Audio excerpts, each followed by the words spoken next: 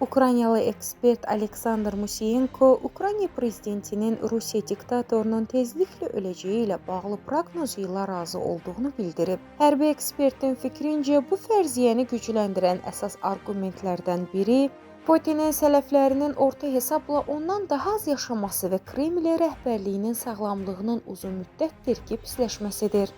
Buna görə də onun tezliklə siyasi sahədən yox olması tamamilə mümkündür. Musiyenko Putinin ölümündən sonra Rusiyada hansı proseslərin başlaya biləcəyinə dair fikirlərini bölüşüb. Putinin ölümündən sonra hakimiyyət uğrunda ciddi bir mübarizə gözlənilir.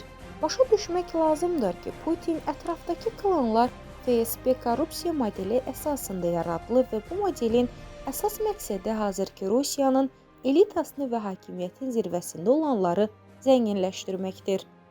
Hakimiyyət bölgüsü bu klanların mübarizəsi əsasında müəyyənləşəcək.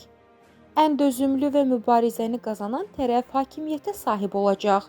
Çünki Putindən sonra onun yerinə və ümumilikdə Rusiyanın idarə olunmasına nəzarət etmək uğrunda ciddi mübarizə başlayacaq. Onlar hələ də bundan çox qorxurlar. Ekspert qeyd edib ki, əgər mübarizə olmazsa, onda stagnasiya başlayacaq. Brejnev dövründə olduğu kimi, bu da gələcəkdə müxtəlif siyasi proseslərə səbəb olacaq. Ukrayna üçün isə bu müəyyən bir fürsət pəncərəsi açılacaq. Ancaq bu fürsət qısa müddətli ola bilər və dərhal Rusiyanın çöküşünə gətirib çıxaracağını gözləmək lazım deyil. Mən bu çöküşün baş verməsini istərdim, amma bəlkə də bu dərhal reallaşmayacaq. Musiyenko Putinin atəşkəs təklifinə necə cavab verəcəyinə dair fikirlərini bölüşüb. Zelenski Trump'a bildirdi ki, heç bir amma olmamalıdır və Rusiya şərtsiz olaraq atəşkəsə razı olmalıdır. Ukrayna razıdır, indi isə qoy Trump Putinlə məşğul olsun. Bu onun təklifidir. Amma Ukraynanın hesabına yox, yəni bu tamamilə şərtsiz olmalıdır. Heç bir amma olmadan. Əsas məsələ budur. Heç bir şərt olmadan. Çünki əgər şərtlər varsa, bu atəşkəs həqiqi razılığın olmamasını göstərir.